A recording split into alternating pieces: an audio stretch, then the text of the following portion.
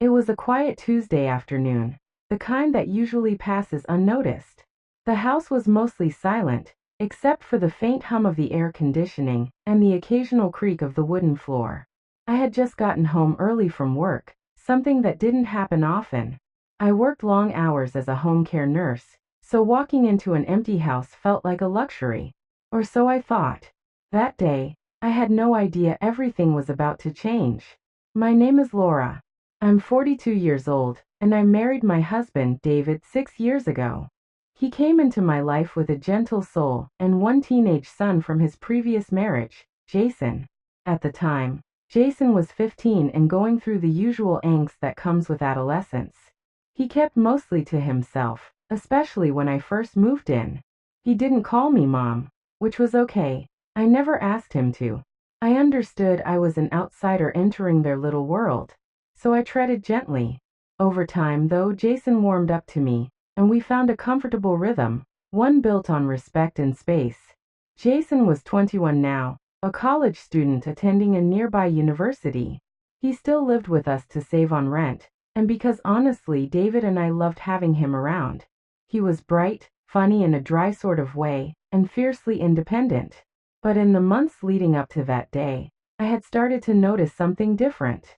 Jason had become more distant, not the usual kind of busy college kid distant, but something else. He barely made eye contact, stayed up late, and avoided being alone in the same room with me. I chalked it up to finals stress, or maybe a breakup. I didn't want to pry. That Tuesday, I got home around 2 p.m. I didn't announce myself. David was out of town on a business trip, and I thought Jason would be in class. I walked into the kitchen, dropped my purse on the counter, and grabbed a bottle of water. Then I noticed something strange. The TV in the living room was on, volume low, but playing a streaming show Jason and I had once watched together. I furrowed my brows. He wasn't supposed to be home. I padded softly down the hallway toward his room. The door was slightly ajar. I didn't mean to pry, truly, but something pulled me closer. I called out, "Jason?" No answer. I pushed the door open an inch further and froze. He didn't see me. I didn't even mean to look that long.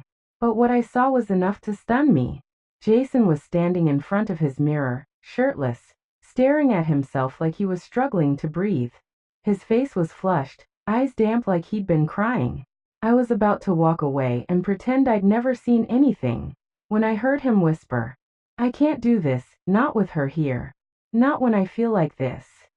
I stepped back before I made a sound. My heart raced. What had I just witnessed? I walked quietly back to the kitchen and sat down, hands trembling. Jason wasn't okay. That was clear. But what wasn't clear was what he meant. I knew I needed to talk to him. But how do you begin that kind of conversation? An hour passed before Jason came out of his room. He was surprised to see me, gave me an awkward nod, and went straight to the fridge. I cleared my throat. "Jason, can we talk for a second?" He looked up, startled. Sure. What's up?" "I came home early today," I said carefully. "I didn't mean to invade your space. But I heard you. In your room." His face went pale. "You heard me?" I nodded. "I'm not here to make you uncomfortable.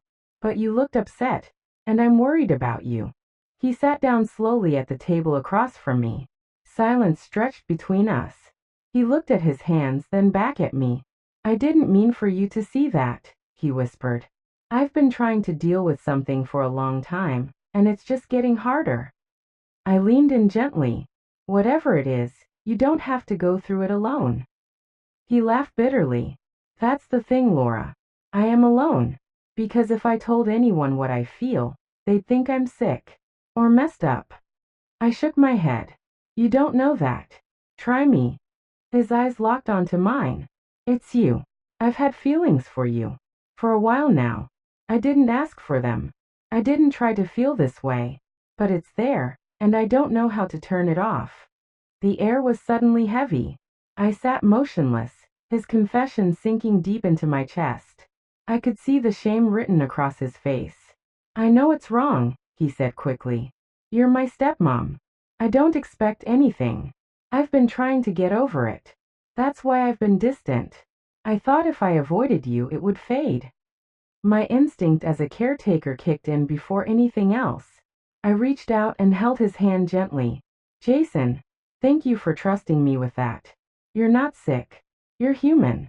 You're going through something confusing, and it's okay to talk about it.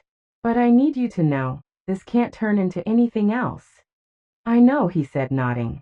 I wasn't trying to make anything happen. I just needed to say it before I lost my mind. We sat there for a long time, and in that moment, something between us shifted. Not into anything inappropriate, but into something deeply human. He had been carrying so much guilt and pain, and now it was out in the open. Over the next few weeks, things between Jason and I changed, subtly but positively. He started seeing a counselor at school. He said he wanted to work through what he was feeling with someone qualified to help. I respected that deeply. David came back from his trip none the wiser, and I didn't tell him about the conversation. It wasn't a secret meant to hurt him. It was something Jason needed to deal with privately, and he did.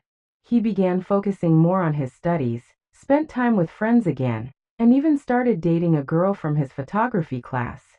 One evening, a few months later, Jason and I were both sitting on the porch. It had become our quiet space. He turned to me and smiled. Thank you for not judging me that day. I don't know where I'd be if you hadn't handled it the way you did. I smiled back. You're stronger than you know, Jason. It takes courage to face your own truth. He nodded, looking ahead at the orange horizon. That day changed everything for me. It changed everything for me too. Not because of what was confessed, but because it reminded me of the power of empathy, of holding space for someone else's truth, even when it's hard. That day, I didn't just catch my stepson in a moment of vulnerability. I caught a glimpse of the fragile human condition, and it reminded me why love, in its purest form, is never wrong. Not all stories end with fireworks or heartbreak. Some end in healing. And that Tuesday afternoon was the start of his, and mine.